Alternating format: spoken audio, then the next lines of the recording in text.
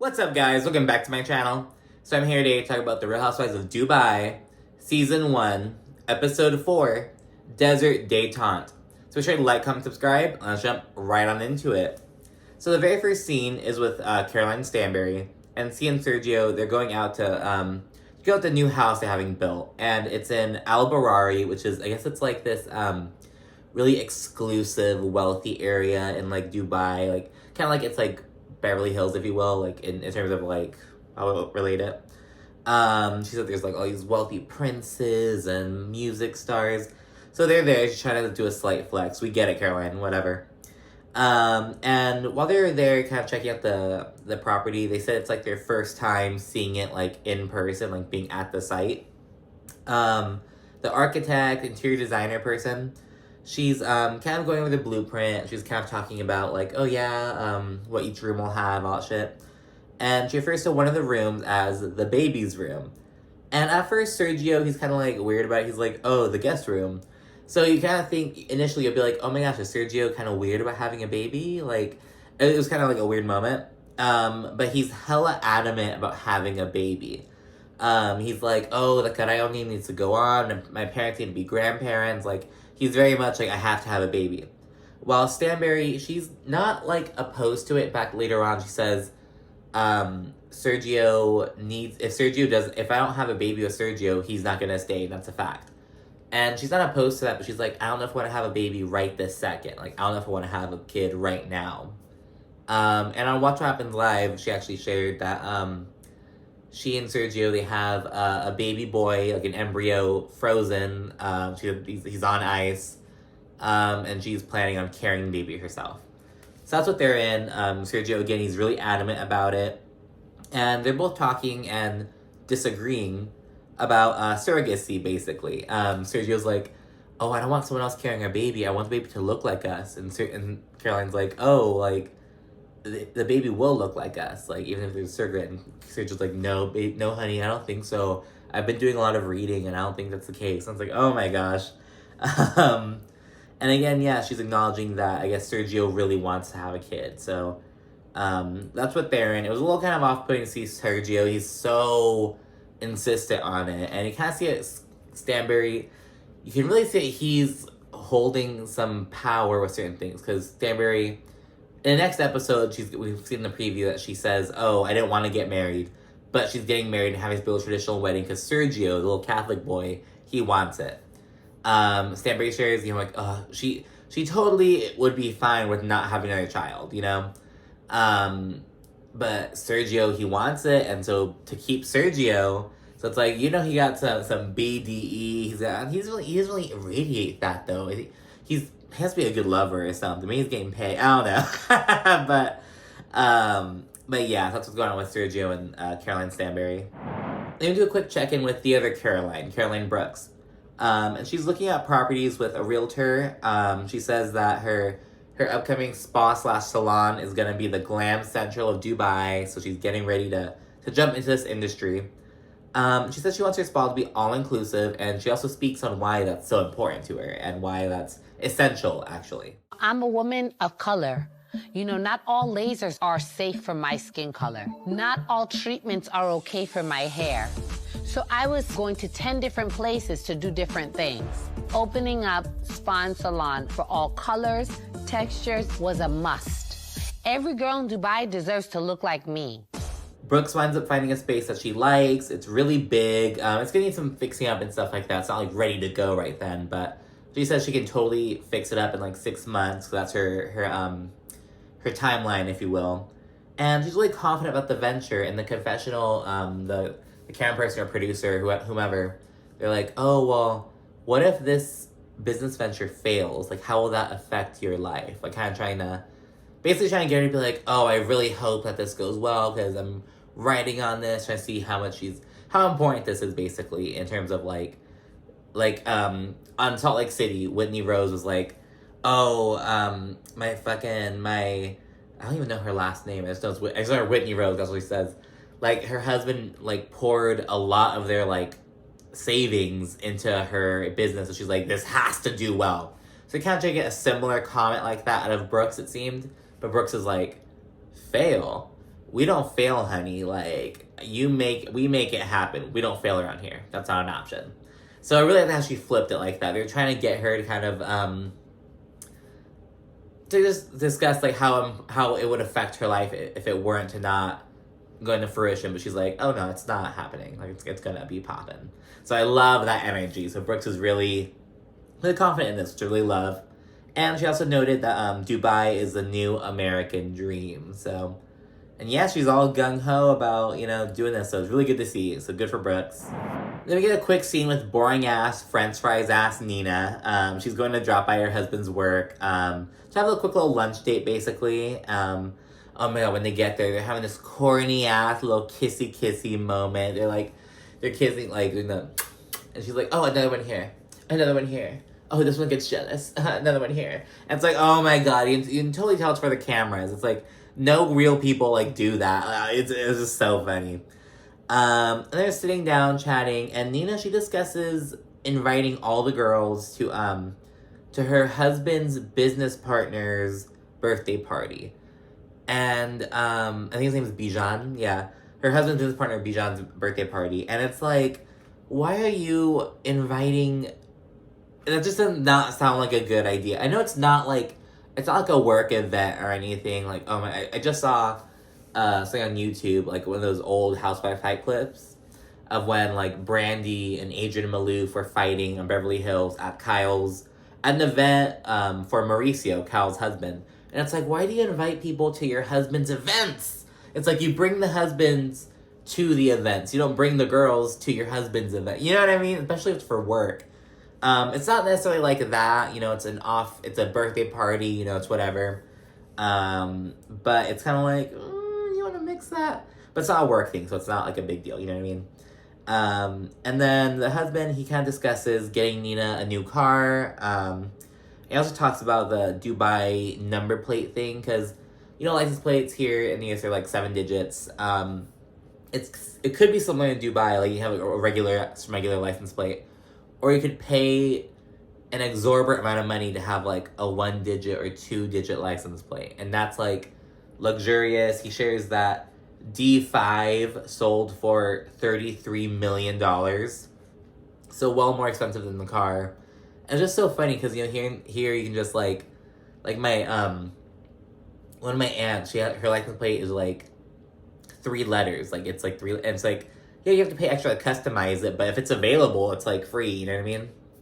Not free, but it's not that expensive, you know what I mean? You have to pay to customize it, but it's not like you have to pay extra to, like, get a certain amount of, I don't know, maybe you do, but it's not, well, it was interesting, how fucking expensive it was. And then we see Lesa. She's working from home in her office, and she has, like, an in-office play area for her kids, so that way she can, like, spend time with her kids while she's working, and it's totally backfiring. They're all just having fun. There's like this ladder kind of thing, like on movies and shit, like there's like a helicopter, they'll throw a ladder down, but it's like a floppy ladder, like it's made with like rope and shit. It's not like sturdy. They have like one of those a rope ladder, I guess we could say it like that. They have a rope ladder like hanging from the ceiling, and their eldest son Max, he's like just climbing on it, having fun. There's like it's just a total loud thing. Then Rich comes in shortly afterwards, and I think he hears his son crying, and he goes in there. And Lisa's sure that he's like the #1 financier in the UAE. And he's like running hella shit. He's like CFOs and all kinds of business and shit. But Lesa feels like he doesn't prioritize Mina Roe. And it's like, you can almost feel that's gonna be... I feel like Lisa's in a hard situation, because it's like, having your husband be a CFO of the business is the easiest route, in terms of, like, logistics and shit. And, like, he is already the #1 person in the country for that shit. But on the flip side, she doesn't feel like he's prioritizing your business enough. And it may be because he's like, oh, it's my wife's thing, just these other things are more important. And it's kind of fucked, I feel bad for her a little bit. And she's having a meeting with Rich, the CFO of her company. So this is a CEO-CFO meeting, and during the meeting, Rich is just on his phone, answering calls, like, saying texts about other businesses. I guess he has, like, a call to jump on, like... But he should be, like, on a call right now, but he's meeting with Lesa real quickly. Lesa gets frustrated and she kind of walks off. And then there's the Lesa and Rich moment that I talked about a bit in the last episode about where, like, they're talking about, like, Lesa wants to put some pieces into circulation, like, into production, excuse me. Just to get production going on some things, and she needs to approve the CFO's approval or whatever, and she's like, oh, I'll just do it myself. I'll make the executive decision. And in the preview for the last episode, it made it look really bad. They, like, totally turned the volume up. They made it sound like Rich was like, oh, you can't get it approved if, like, it made it sound, like, all dramatic, but it was like, you can't get it approved if I don't sign it, you can't get it approved. Like, that's the CFO's job. My job is to keep you on budget, and blah, blah, blah. And Lesa calls that patronizing. And Rich is like, it's not patronizing. Like, that's my job as a CFO. Like, I have to review it. Because he wants to talk about it later on. He's like, look, I'm busy right now. Can we just talk about it later on tonight and just go more in detail? But Lisa's like, no, I need to get this shit done now. And Rich is ultimately like, okay, you know what? I trust you. I believe in you. Go ahead and do it. And he goes on to admit that Lesa proved him wrong regarding Mina Roe, because essentially he had his doubts about the business from the very beginning. So Lesa says that he didn't really believe maternity wear would, like, do well in Dubai, essentially, and then Lesa proved him wrong.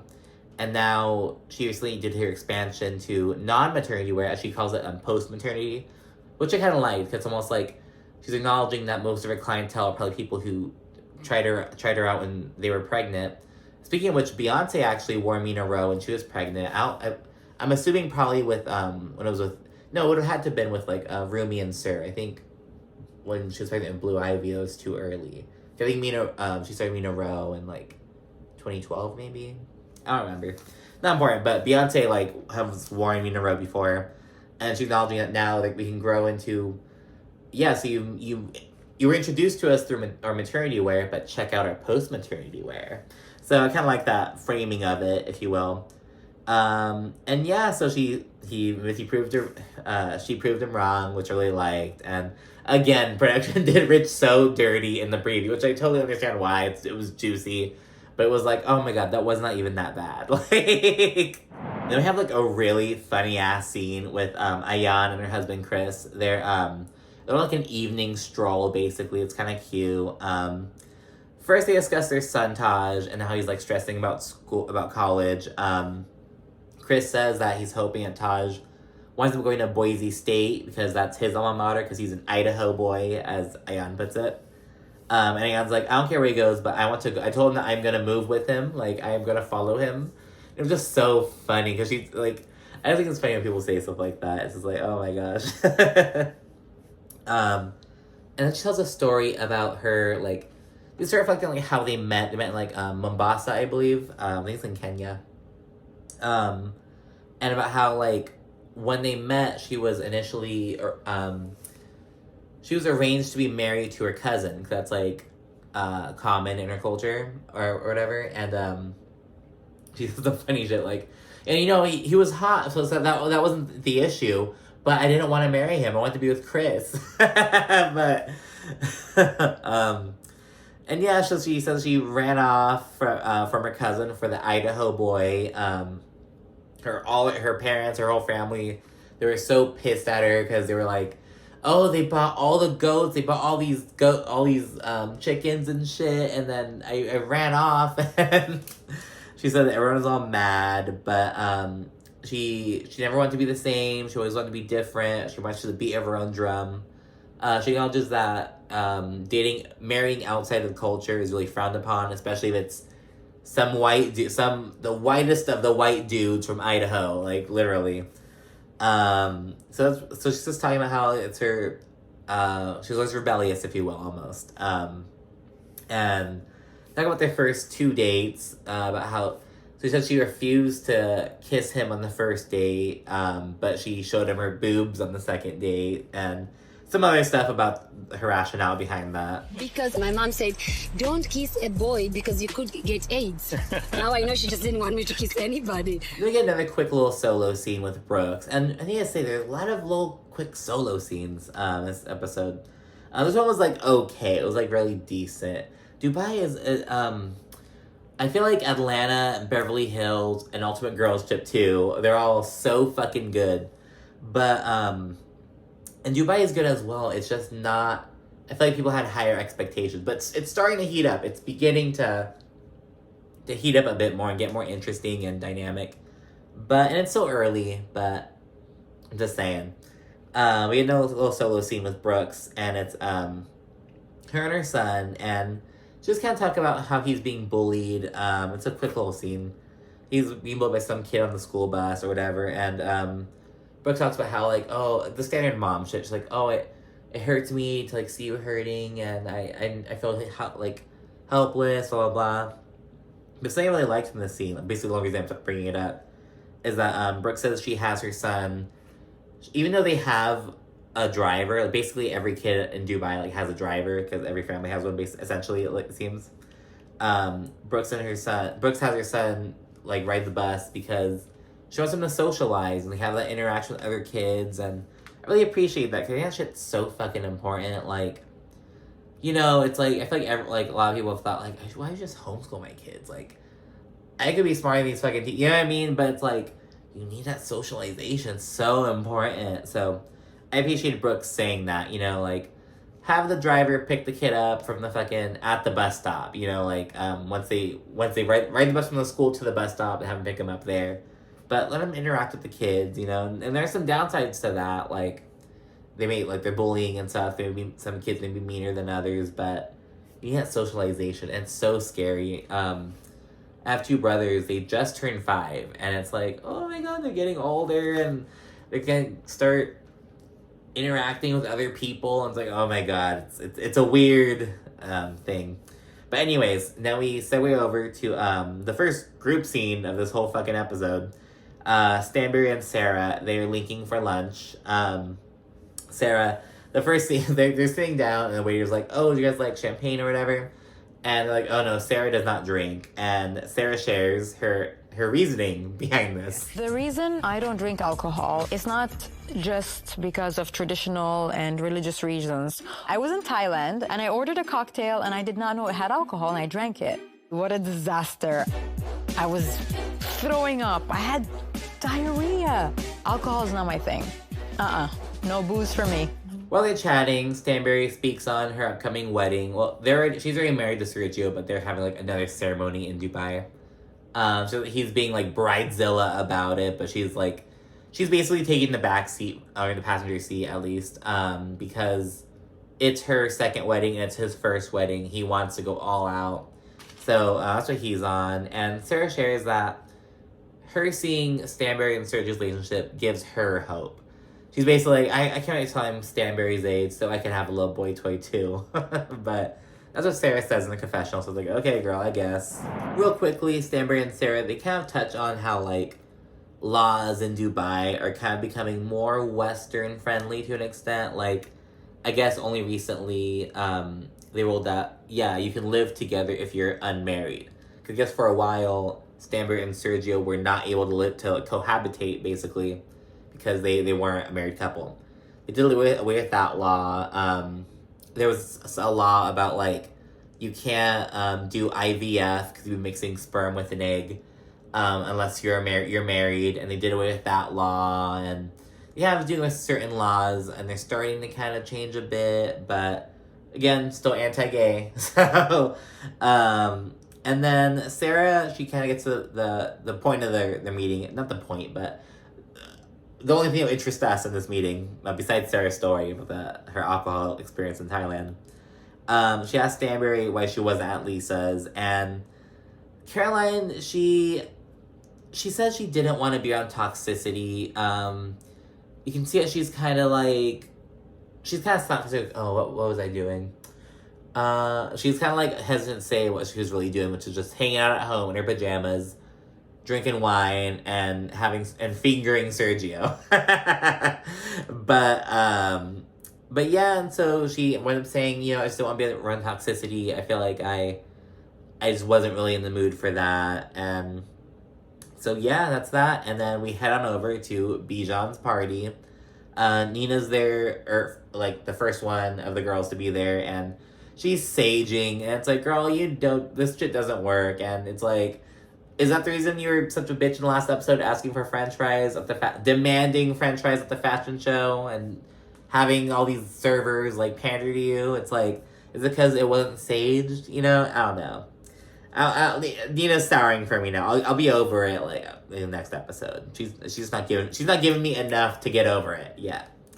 Girls begin pouring in. Everyone but Sara is there right now. Sara comes a bit late for some reason. And Ayan and Stanbury, they kind of coldly greet each other. It's really, they like do the standard like, oh hello, like, and it's really cold. And then speaking of Ayan, she and Sergio, they're like next to each other at the table. They're just chatting it up. It seems like their energies and vibes are just mixing really well.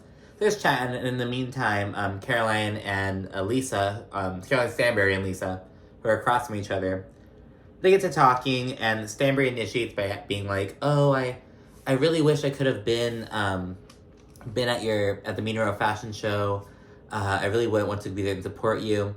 And Lesa kind of interrupts and kind of shuts her down. And she's like, oh, like, did you really? Like, and you see Caroline's kind of caught off guard. And Lesa questioned Caroline specifically because Sara carried the bone. She told Lesa about what Stanbury said, essentially. I guess they met up sometime the day before. And she was like, oh yeah, Stanbury said she didn't want to go to the fashion show because of toxicity. And so Lisa's kind of like, okay, bitch, that's how you feel. Let's talk about it, but don't be fake about it, you know? Stanbury backtracks, and she's kind of like, I was in wedding planning hell. I just was so stressed out. And Lisa's like, oh, so you're not wedding planning today? And like, what's the difference between my event and this event? And this is just some fool's fucking birthday party. Like, you didn't go to my fashion event. We were at some fucking strangers. Fucking, you know what I mean? And it's like, so what the fuck? And Lesa says, she straight up addresses how she feels like Caroline didn't go to her fashion show because of Lisa's close relationship with Ayan. And Stanbury's like, no, Ayan had nothing to do with it. But Lisa's like, I feel like you grouped me and Ayan together and kind of make us a little team and, you know, all that stuff.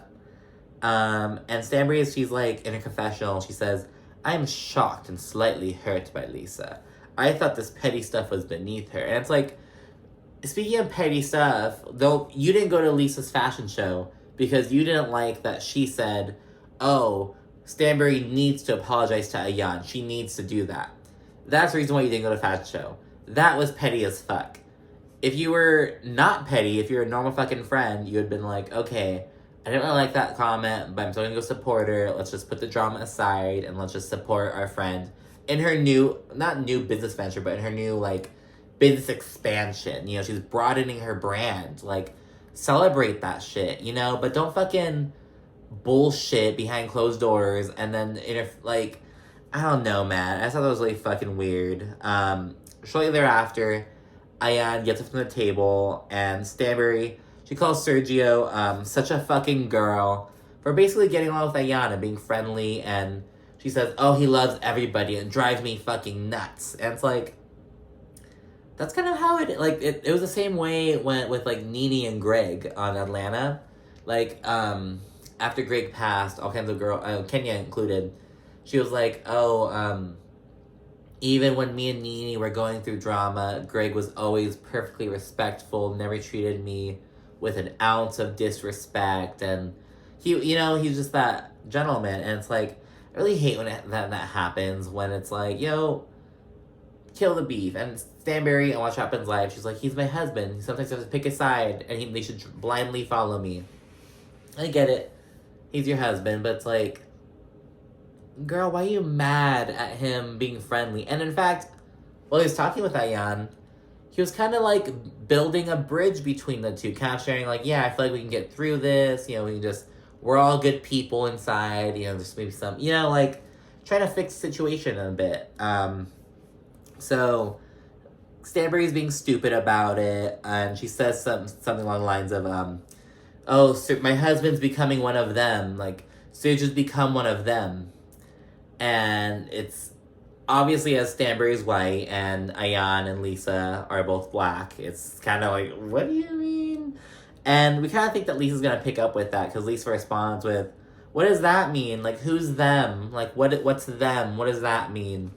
And you kind of think that she's going to go into, like, the racial side of it, but Lisa's mainly coming from, see, you're continuing to group us together. Grouping us together, not treating us individually, like as individual people. And on Watch What Happens Live, because Caroline appeared on on that night's episode, it really wasn't talked about. Andy asked her, like, what do you think Lesa meant by them? Or what did you mean by them? And Sarah was like, oh, that they're just a team, and I stand by that. And it's like, Andy didn't press her at all on, like, how it does sound, and I will acknowledge there's sometimes where, like, you may want to, like, say something like that, like, oh, them, and it's like, oh, fuck, like, it sounds bad, but, sometimes it's, like, a little slip of the tongue kind of thing, but it's like, girl, that was bad. Like, it sounded so fucking bad, you know, like, my husband's becoming one of them, and it's like, oh, girl. But, yeah, it was a really awkward situation. Lesa says, like, oh, we love you, Sergio, don't worry, you know, whatever. And Stanbury responds by saying that, like, telling Sergio, oh, I hope she sucks your dick. Like, I hope she sucks your dick tonight. And everyone's like, what the fuck? And, Lesa comes with a quick little confessional kill. I hope she's gonna suck it. I won't. Why would you say that? Did she really just ask me if I want to suck her husband? No, I know you don't do it at home, girl, but I guarantee you I'm not the one, because Sergio would never go back to you if I was. So then Caroline Stanbury, after causing this big ol' fucking scene and, like, just fucking, like, out of nowhere, you know, it's like, what's wrong with Ayan and Sergio being friendly? What's wrong with Lesa feeling some type of way about you moving weird about, like, her with her fashion show? Like, it's just kind of just being a stupid bitch, to be honest. And she gets her from the table, and she's like, oh, I need to take a minute. And she gets Sergio to walk away. And Sergio's kind of trying to calm her down. Like, honey, just relax. Calm down, baby. And Ayan, she returns to the table. Lesa fills her in. And Ayan's just like, oh my gosh, she's evil. She's so vile. I can't believe that's her. She's having a problem with me and Sergio having a moment of connecting. Like, Ayan's so caught off guard, because Ayan genuinely enjoyed her conversation with Sergio. She came back to the table and telling Lesa, oh, like, Sergio had a really great heart-to-heart. And Lesa was like, yeah, and that bitch is upset about it. Stanbury returns while Ayan's, like, mid-rant, and she asks, like, oh, well, it's about me. Oh, what did I say? And she, like, plays all stupid. And when Lesa responds with, like, oh, well, you said Sergio's becoming one of them. And Stanbury was like, I didn't say that. I didn't say that at all. And she tries to gaslight, and, like, it's like, the footage is there, bitch. And I don't even think that came up during Watch What Happens Live. Andy did not grill that bitch at all. And it's like, you know, Dubai is new, but this bitch has been on reality TV before. Like, we should not go easy on her. It's like, she knows what's up. And it's like, is she that stupid? It's like, yes, I understand she was drinking. It was a birthday party. But it's like, girl, you don't remember what you just said, like, before getting from the table? What did I say? Sergio being over here with them. I didn't say that. I'm really trying, Caroline. I actually didn't say that. My husband has become one of them. And she's trying to gaslight Lesa. She says that, oh, I didn't say that. You're trying to stir some shit.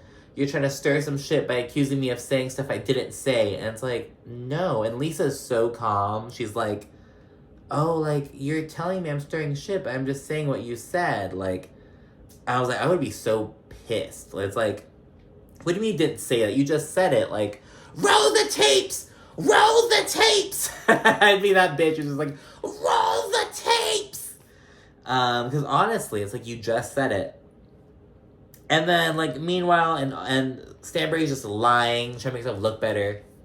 She's like, I didn't say that. I actually said that I liked that Ayan and Sergio are having a moment. It's like, and Lesa says, you didn't say any of that. Like, Stanbury is trying so hard, but Lesa is not the one, honey. Like, she's not the one. Sarah arrives in, like, the midst of the chaos. Why the fuck is Sarah so late? I don't know, maybe this happened really quickly, and maybe she's not super late, but she seems, like, late. Stanbury walks off, and he's like, oh, I'm gonna kill one of these bitches tonight, and it's like... Stanbury's, like, very, very unpopular. Yeah. And then Ayan, she addresses, I guess she ends up coming back to the table, and while they're all sitting down, Stanbury's like, keep me away from her, I don't want to be around her at all. Being all dramatic and shit. And Ayan ultimately ends up addressing Stanbury. She's like, I want to build a relationship with you. Any drama that we have, I feel like has come from you towards me. Let's just move past it and build a relationship. And Stanbury, like, doesn't even respond right away. Literally, like, Ayan's like, I want to build a relationship, or I want to build a relationship with you. And Sarah and Brooks are like, yay, yes, we're building a relationship, yes!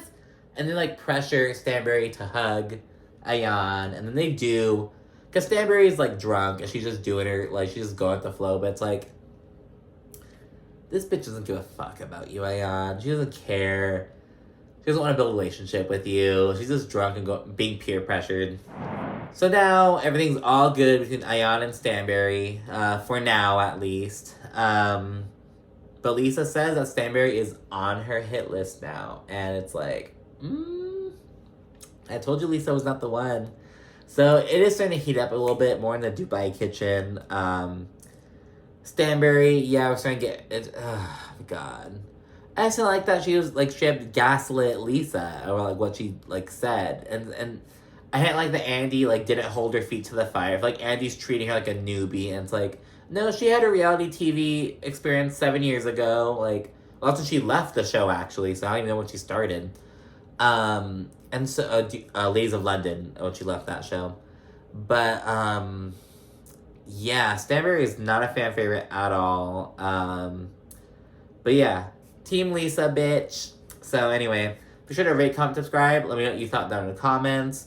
What do you think about Caroline Stanbury? What do you think about, Ayan? What do you think about Lesa? Tell me your thoughts on everything. It was mainly them, like, they were the foci of this episode. It wasn't a whole lot with Brooks. It was just her seeing this space and talking about her son. Same with Sarah and Nina, really not a whole lot with them in this episode. Although Sarah did carry the bone to Lesa, so good on her for that. Sarah gets another point to Sarah. But anyway, see you guys soon, and yeah, bye.